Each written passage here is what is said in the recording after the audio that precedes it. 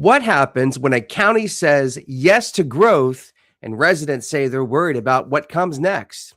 Well, welcome everyone to PLN on YouTube. I'm Uriah Kaiser, founder and publisher of Potomac Local News. And today we're talking about growth, housing, and long-term planning in Prince William County. And joining us today is Supervisor Victor Angry of the Neabsco District on the Prince William County Board of Supervisors. But before we dive in, please like this video and subscribe to Potomac Local News on YouTube.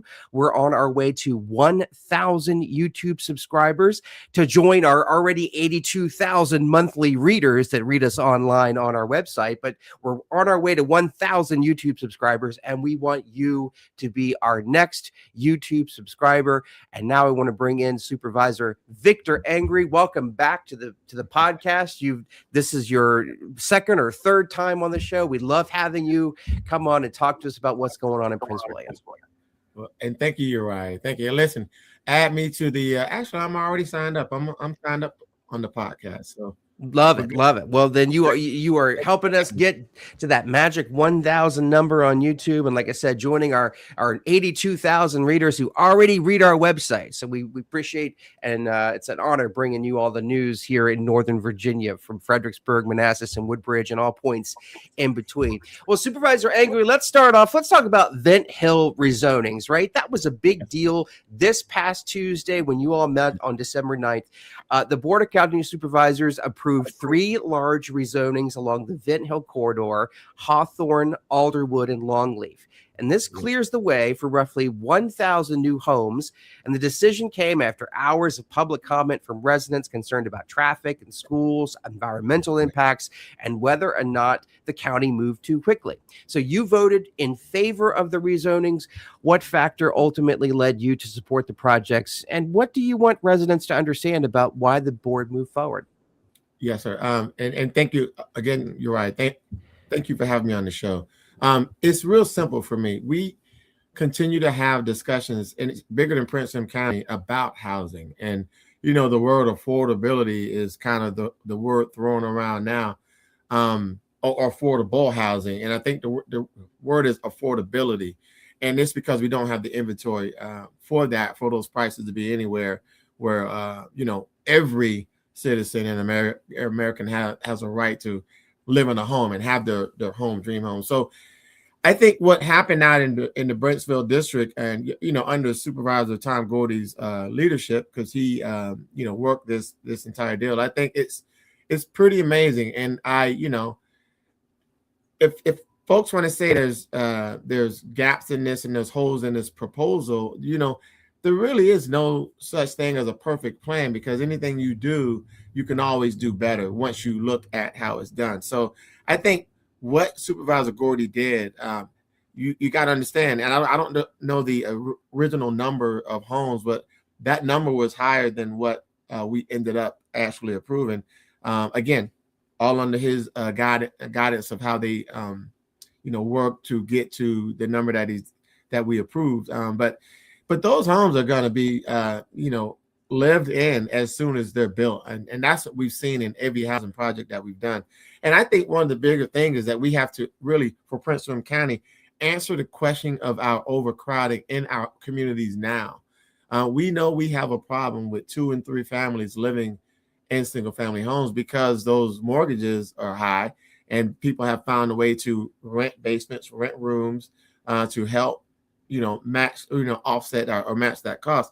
So there's a lot of issues that we have, and unfortunately, the only way out of this is we got to find a way to build more homes. And these are all single family homes that we have here. So there's not townhouses and apartments, and that's always the interesting thing. But I think what I love what Supervisor Gordy said about the character of Brentsville and its ruralness, I think what we just approved there does capture that. I was happy to hear some residents really feel that way as well, and they understand the fact that we do need these homes and how they were. And as soon as you build a house, it's full, right? No matter where you build it in Northern Virginia, the housing always comes first. And we hear all the time that there is a lack of not only affordable housing, but just housing anywhere in Northern Virginia. I like the word obtainable Yeah. housing. That seems to be the new buzzword everybody's using: attainable, affordable. The grants, when you apply for it, they say low income. So we hear all of these different verbiage tossed around. But for this project here, I think if anybody was ever wondering if the so-called Rural Crescent was no more, we learned that under the previous board, under Ann Wheeler, where they changed the zoning, when the board voted to change the zoning from 10 acres down to 3, that effectively ended the Rural Crescent, for which those who may not remember, from the late 90s up until about 2020, 2021, was a protected area where you could only build homes with no water, no sewer, and on 10 acres of land, 1 home per 10 acres of land. That whole thing died under the previous board. This is now a major, I guess, signal that the things in Western Prince William County, again, long opposed to this type of development out there, things are changing. Yes, sir. And you're right. You will recall that we had an interesting board in 2020 because we had district supervisors on that end of, Gainesville, Brentsville, Cole, that, wouldn't approve something like this. And then it would take now the East End. You remember the battle? It was the East-West thing where always East-West, always. Yeah. Yeah. We would come in and override that supervisor's decision and then approve these housing projects. And I think the most beautiful thing about this, and when you talk about a board functioning together, is that Supervisor Gordy recognizes the need, and what he approved in Brentsville would have been 3 times more in the East End in one of our districts. I got 1,015 units coming up on when we talk about the courts, and you'll hear that, but those are like townhomes, condos. They're not single family homes. I just love what he did there, because we know that would have been quadruple, anywhere else. And so I really love his explanation about the rural character of Brentsville and keeping that as we build, because we know we need these homes, and those homes should be everywhere. We should not, decide where single family house should be built and should not be built, because everybody have a right to live all throughout this county. So we got to make these opportunities and affordability a real discussion. So what's the sense, the last question on this project here, and that this rezoning that you all passed on Tuesday, is the sense that we're going to see more of these types of projects come forward in the next year in that part of the county, Western Prince William? Well, I'll tell you this much, you're right. I don't know what that is, but I will tell you, I like the fact that we are actually allowing our district supervisors to lead those discussions. And so I don't know what Supervisor Gordy is going to do. I don't know what Supervisor Vega is going to do. I don't know what Supervisor Stewart's going to do. But they're leading their districts to really look at what this housing should look like and how it's going to be. Like, I know that Gordy went into that thing numbers that were higher than what we ended up with, as far as 1,000 homes now versus 3,000, and so he worked that very well, and I think those homes are beautiful. That's going to be there, and I just love the idea of maintaining the rural character and why the spacing of that was so important to him. And I try to get out here to see those, but it looks like where it is, it's it looks like Patriot High School area, Vint Hill Road, that whole corridor got this whole new development coming over there. We have new development also coming in on the east end of Prince William County too. This is called the Quartz District, and this one has been in the works for many years. I can probably find some video on my YouTube page of you and I talking about this years ago, but it's finally coming to fruition, and I think but if I can judge the level of interest of this project, you held a public meeting back in July, and that thing, you had to move it out of one room into a larger room to accommodate all the people who want to know more about this project, which will include the county's first Whole Foods market. And that, I think, is the headline, because people have been asking for that for a long time. Yes, sir. I'm loving it. It is happening right now in front of your very eyes. You drive through that corridor, You see, I'm seeing 50 cars sitting in this lot just building, and the roads are all in, and they're looking at now the wiring, the infrastructure. Like it's happening. And across the street, if people are curious what that is, that's actually the stormwater pond that goes to that lake that you see on the Quartz side. That actually is like a big giant fish tank. So it's very creative. The technology and how these folks build is just amazing, man. I'm loving this. So to set it up here, the Quartz District is going to be located at the intersection of Prince William Parkway and Minnieville Road, and it's going to include what are you talking about? 1,500 homes, retail, some commercial space. Yeah, so 1,000, 1,500, yeah, so 1,500 homes, and new retail. I'm showing some video here of that meeting that we shot that you held back in July, and I think this too, at 140,000 views on Facebook, on our Facebook page, is one of our most viewed videos ever. So again, the level of interest on this project continues to grow. Yeah. So talk to me about what, for those who are just hearing about this for the first time or may have not been plugged in, walk us through what is being built there at Prince William Parkway and Minnieville Road. Yes, and I'll start by saying this, Uriah. Communication is key. So I am attempting to have these town halls as often as I need. So we got another one coming up in January. I don't have the opt-in date yet, but we're going to be doing the third iteration of this because now that road is about to happen. So you're going to see a lot of construction. I want to prepare people for this. So let me get into what the Quartz District is. So Quartz District, if you ever been to Fairfax, the Mosaic, or One Loudoun, or a miniature version of Stonebridge Town Center, I say miniature because Stonebridge is just the shops. This area of Quartz is literally homes, a nightlife experience, an actual lake with a boardwalk, and Whole Foods, as you mentioned. And lastly, is a state-of-the-art adventure park that we haven't discussed yet. So we haven't gotten that far yet. This is a very large project, so it's taken whiles to get here. And so inside of that, if you looked at the photos and the pictures and the videos that you just saw earlier, tied to that project has to be a major road improvement. If I learned one thing since 2019 being on this board, is that people were always saying we built out these big projects, but we never fixed infrastructure.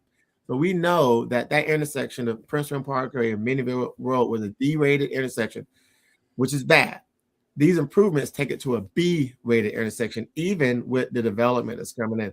And that SPUI, single point urban interchange, is critical because the parkway is now going to roll under Minnieville Road. There it is. Yeah, we're looking at a picture of it right here, and this is unlike anything that is on the eastern side of the county. And what you just said there, it's kind of a showstopper because it's literally going to take one part of the road, looks like Minnieville Road, and put it up and over Prince William Parkway, creating a whole new dynamic for people who drive through this area. I mean, it's a very heavily traveled area as it is. This is completely going to remake this whole street grid here.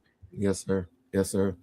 And the only painful part now is the construction. So that's going to be painful. And I'm preparing people for that because if you can drive an alternate route through that area, I'm highly recommending you do that. Now, if you live in that area, we, of course, have dedicated lanes for folks that live in that area to get around. They're going to take Quartz District and actually use that road as the bypass road going around that traffic intersection. And also on the other side where Elm Farm Road, there's going to be a cut through that connects to Elm Farm that gets you back over to Minnieville on the other side. But by all means, at all costs, if you don't have to be in that area, you can find you an alternate route. Unfortunately, for a couple of years, I say that because if we don't get approved for night work, night development, it's just going to take it to about 2 years. But if we can use night work, night crews to do some of that construction, it'll cut that thing down probably to 18 months. I'm throwing numbers out. You know how things are. They always change. So I don't want. Yeah, it's a moving. The goalposts are always moving on these types of things. Right. But if things go to plan, I mean, I know we're seeing, I mean, obviously, if anybody's driven by there recently, you see the site work. I mean, it's ongoing. I mean, the trees are down and the construction crews are in there. But when we start to see buildings go up? Are we thinking 2027? What's the time frame? 2027. And I got to tell you, well, again, I say 2027, but you know how it is. It's always a moving target. But 2027, you should definitely see a Whole Foods building up. But of course, Whole Foods needs to get in there and do their part and build out. You know, we're going to do the shell part, and they'll get in and put how that looks on the inside. So I really don't want to give it a time frame or a date to that, because I don't know what their plans are and how. But in terms of but people should definitely start to feel, you know, and see things happening from now up through that point, right? Because things are changing. I think that's the headline there. Things are changing. And you mentioned an adventure park. First time I'm hearing about it. I got you live here right now. What can you tell us about it? Well, actually, I can't tell you anything because we haven't decided on what that is. So this is a huge project, as I said, and you know, VDOT has a lot on this with right in, right outs, the lights, the traffic lights, and I'll talk about that. You know, now the parkway is going straight through with no lights, but there is a light that's going to be on the parkway going, you know, Liberia. So that'll be westbound toward Manassas. Yes. And so there will be a light on that side of the road, because that's where that connection road for Elm Farm, back one up from Elm Farm. You've already got a light at Elm Farm. And that light is a full light that goes on both sides, east and west. This one is just be a westbound light for that one street. Coming eastbound, there's no lights there other than Elm Farm that's already there. You'll come right through that area and just flow on up to Smoketown as your next light, which we got to figure out that intersection, because one of the goals was to try to make the parkway a true parkway so that cars could actually get on the parkway coming from Western Prince William 66 to Eastern Prince William 95. And we know that people are still working in the city. And so we're trying to create the parkway and 234 to be true roads so that traffic can flow, to get off those neighborhood roads such as Dale Boulevard, cross streets of Minnieville, Smoketown, and certain parts of even Lake Ridge. Old Bridge Road and that whole area. There we go. Yes. Yeah. Well, let me ask you this, because so the new homes that come in here, just what kind of raises questions of what we heard back with Vint Hill. People always say, "Oh, what about the schools? What about the effects, the impacts that the new families that come in? Are these new homes that you approve this week, and these Quartz District homes as well, are they expected to add a lot of kids to the school division? Because we have heard Bob Lateef, the chairman of the county school board, says, hey, we need babies. Right? We need to have more kids in the school, because from I think they're graduating in Prince William County more students than they are taking in. You're right. And I don't I don't like get too deep into the school board or superintendents and schools numbers and how they do their redistricting or whatever that's going to look like. But I trust their data they give me. So I'm actually meeting with my Neabsco District School Board, Tracy Blake, and the chair, Bob Lateef, and Superintendent Dr. Madej. We have a meeting next week, I believe it is, to really talk about that Quartz and what those numbers would do and what it looks like. But to your point, it sounds like, the elementary side of the school system, it seems they need more numbers, like they don't have an overcrowding. And we have, 14 high schools and I got 2 middle schools in the Neabsco district, and I'm not hearing issues of overcrowding with those. And so that's the conversation I want to have with them, to find out, in this project that we're building at the Quartz, are there any bumps in the road that we need to be aware of, and do we need to figure out a new school site, or what that looks like? So we're going to have that meeting, because I can't really speak to the school side just yet, because I haven't really rolled my sleeves up getting to that. But I know that park is going to be another big discussion. So because that if it's state of the art, it's going to bring the people, and that's already a busy area with what we've developed. So we got to make sure we figure that out correctly. Are you so the Board of County Supervisors funds the school board to a very large amount, and we've got the new 14th high school that they're talking about building there over off of Mint Road, the same road the Quartz District is going to be located on. Yeah. But I'm curious if the chair is saying, hey, we need more babies, we need more students.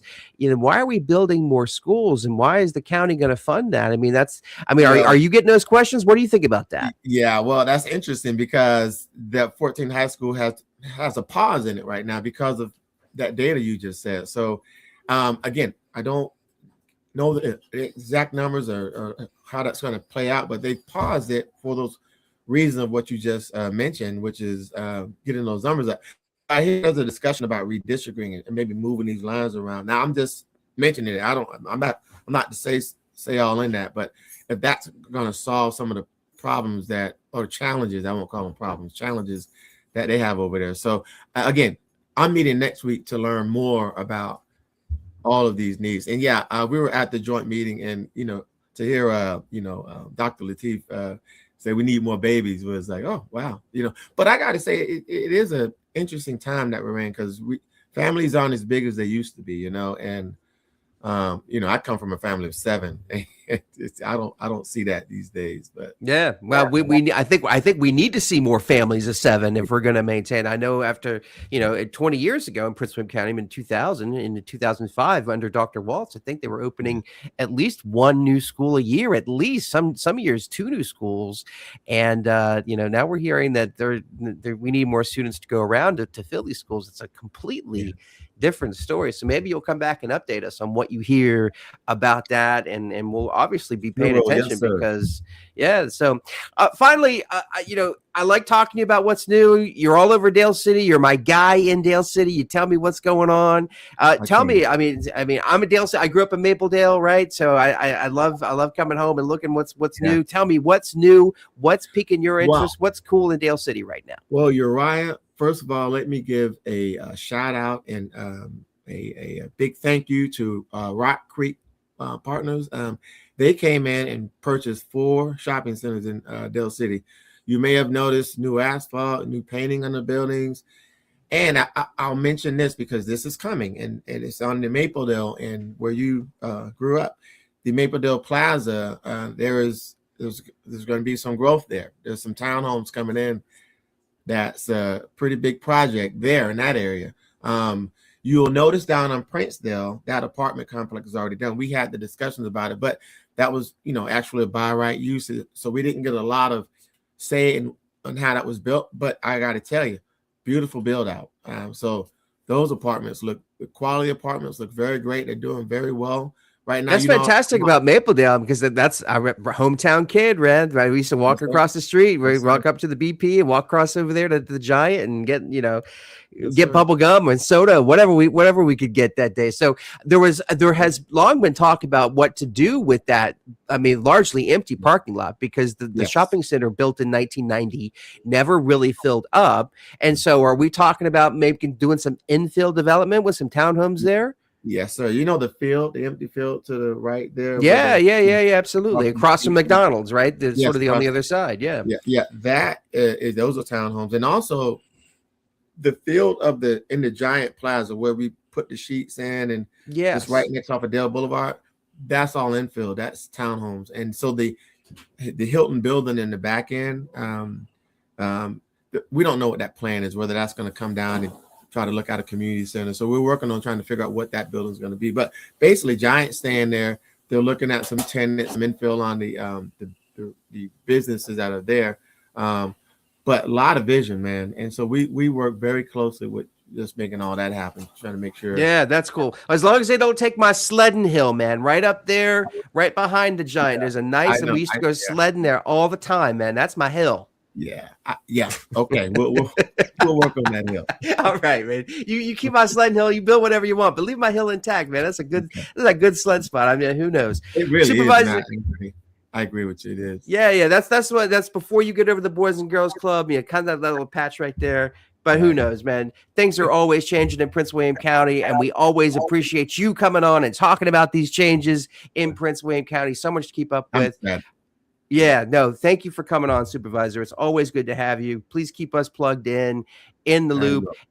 And you have a very Merry Christmas, Happy Holiday Yes. season. If we don't Yes, see you you too. before. You And too. thank you all for joining us here on the Potomac Local News Podcast. Remember, if you want more local news where you live between Fredericksburg, Manassas, and Woodbridge, go down to potomaclocal.com and sign up for our free email newsletter. I send it out every day at 4 o'clock with headlines you're just not going to get anywhere else. It's free at potomaclocal.com. And if you're liking this video, please subscribe to our PLN on YouTube channel so we can create more local content and have these types of conversations with the change makers, policy elected officials that are shaping our communities right here in our region, right here on PLN on YouTube at potomaclocal.com. Have a great rest of the evening. Talk to you next time.